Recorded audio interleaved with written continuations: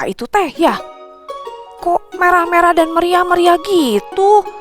Ih, jadi asa saltum atuh saya teh pakai baju gini.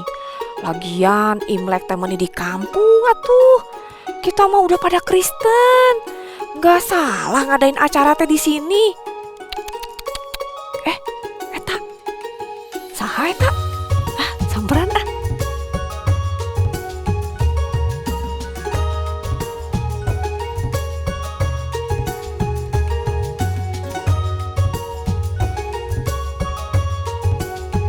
Ini banyak duitnya.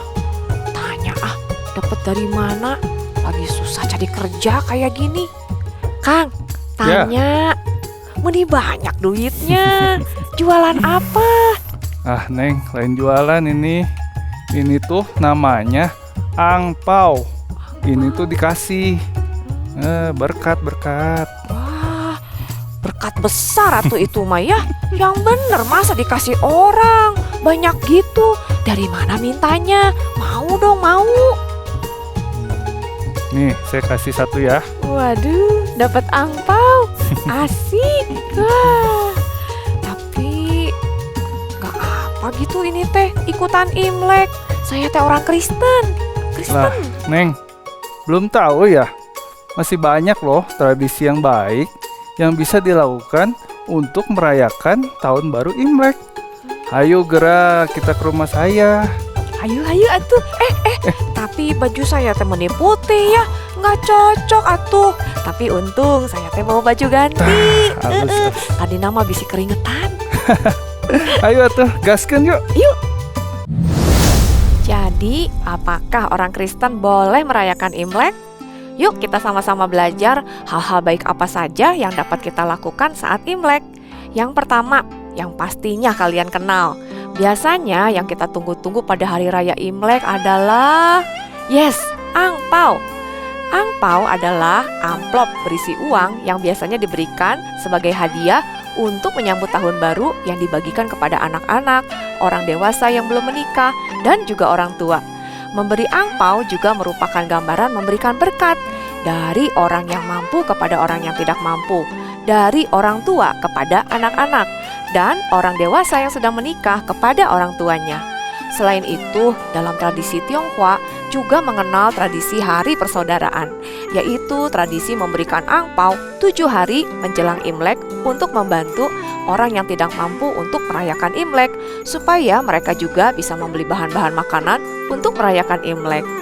Apakah kalian senang mendapatkan angpau? Pasti dong ya. Untuk apa ya angpaunya? Ya, uang tabungannya jadi tambah banyak buat beli mainan. Buat beli ice cream. Apalagi? Wah, banyak banget daftarnya ya. By the way, tahukah kalian, menurut tradisi orang Tiongkok, ketika kita menerima angpau, yang kita terima bukan cuma berkat berupa uang saja, tapi kita juga menerima berkat berupa doa dan harapan yang terbaik buat kita dari orang-orang yang memberi angpau. Jadi senangnya double kan ya?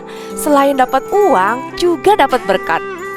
Nah, hari ini kita juga kita diingatkan bahwa Tuhan Yesus berkata, adalah lebih baik memberi daripada menerima, yang terdapat dalam Kisah Rasul 20 ayat 35. Jadi sebagai anak-anak Tuhan, di momen Imlek ini selain kita menerima angpau, yuk kita juga melakukan apa yang Tuhan mau dengan memberikan persembahan perpuluhan Imlek. Kalian bisa memasukkan uang perpuluhan dari angpau yang kalian terima ke dalam angpau yang sudah dibagikan. Nanti kita akan berdoa mohon Tuhan memberkati uang perpuluhan tersebut supaya uang ini bisa menjadi berkat. Jadi di hari raya Imlek ini kita menerima berkat, juga membagikan berkat itu kepada orang lain dan juga mendukung pekerjaan Tuhan.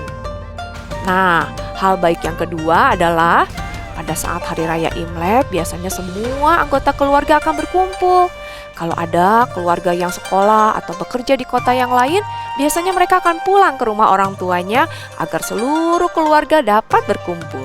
Lalu mulai malam tahun baru Imlek sampai hari raya Imlek, seluruh anggota keluarga berkumpul, makan bersama, saling mengasihi, bercanda, mengobrol dengan santai sambil menyambut datangnya tahun baru Imlek. Pasti di antara kalian juga ada kan yang pernah mengalaminya? Dan beberapa keluarga yang masih menjalankan tradisi Chinese juga mengadakan acara Sojati. Setelah makan malam, yaitu para anak-anak, cucu, mereka berlutut menyuguhkan teh kepada orang tua. Acara ini merupakan satu kesempatan bagi kita untuk menunjukkan rasa hormat dan bakti kita dari seorang anak kepada orang tua.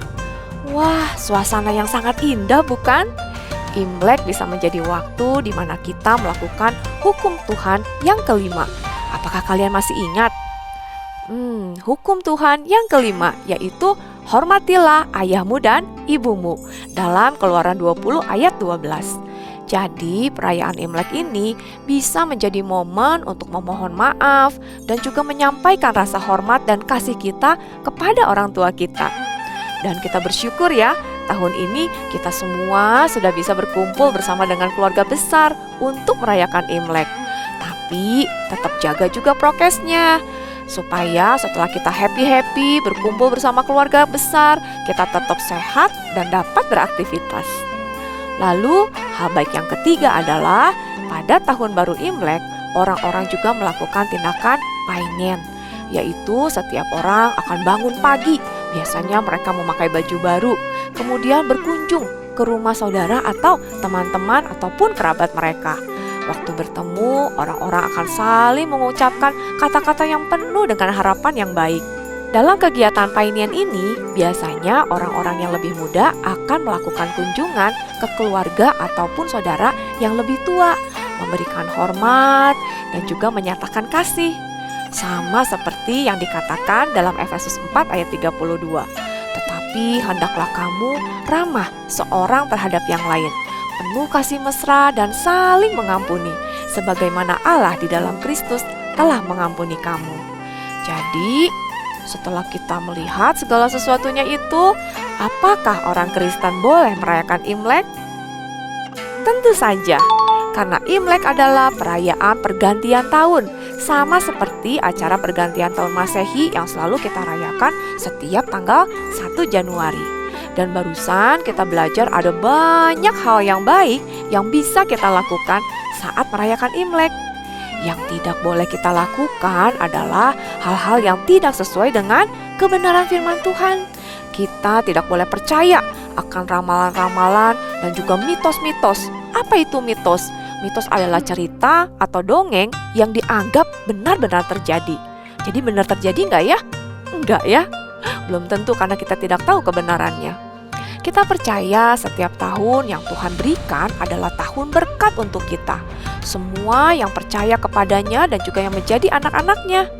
Tuhan Yesus sudah menunjukkan kasih-Nya yang begitu besar kepada kita dengan rela mati di atas kayu salib untuk menanggung hukuman atas dosa-dosa kita. Maka Ia pun pasti akan menjaga dan memelihara hidup kita dengan segala berkat dan kebaikannya. So, sebagai anak Tuhan, yuk kita jadikan momen Hari Raya Imlek ini sebagai kesempatan untuk kita bersyukur kepada Tuhan dengan menunjukkan kasih Tuhan kepada orang lain. Mungkin ada saudara kita yang belum percaya kepada Yesus, bahkan belum pernah mendengar berita Injil.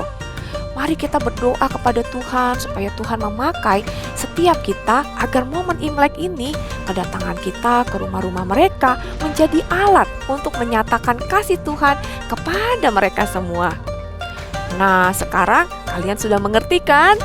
Imlek adalah tradisi yang kita lakukan untuk bersyukur kepada Tuhan akan segala berkat-Nya dan berbagi kepada orang-orang lain. Dan juga merupakan momen untuk melakukan kebenaran sesuai dengan firman Tuhan.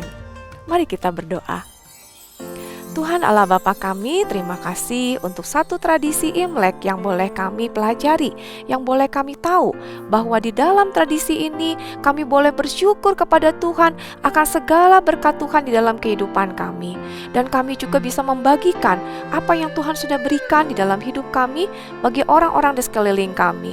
Tuhan tolong berkati supaya apa yang kami katakan, apa yang kami lakukan, apa yang kami kerjakan Tuhan di dalam masa-masa Imlek ini semuanya boleh mendatangkan kemuliaan bagi nama Tuhan. Tuhan menjadikan setiap kami sebagai alat Tuhan sehingga orang banyak boleh melihat betapa Tuhan sudah berkarya di dalam kehidupan kami. Terima kasih Tuhan Yesus, terima kasih untuk kebersamaan, terima kasih untuk segala berkat Tuhan dalam hidup kami. Di dalam nama-Mu, Tuhan dan Juru Selamat kami yang hidup, kami berdoa, meminta dan mengucap syukur. Amin.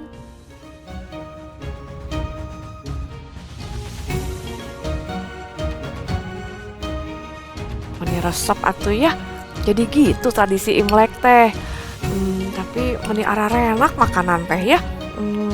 Kalau gitu boleh dibungkus nggak? Silakan Neng, silakan. Asli. Kalau nggak malu. Atuh gimana ya, punten weh. Saya teh inget sama si Abah, sama si emak di rumah. Sekalian mau kasih tahu mereka. Kita teh boleh imlekan, bisa ikutan imlek, teh bener kan? Ya. Ini bener Pan, boleh dibungkus? Aduh, nuhunnya. Boleh Pan dibungkus? Bagur. Aduh, resep imlek teh ya, udah kenyang, meni happy. Kita semua teh bisa saling berbagi berkat. Udah gitu bisa kumpul sama keluarga. Udah gitu bisa sharing-sharing firman Tuhan. Luar biasa, top Marco top. Jadi kalau gitu Neng pulang dulu ya. Iya Neng, sampai Imlek tahun depan ya. Maksudnya sampai nanti. Oh iya, Caijen. Caijen.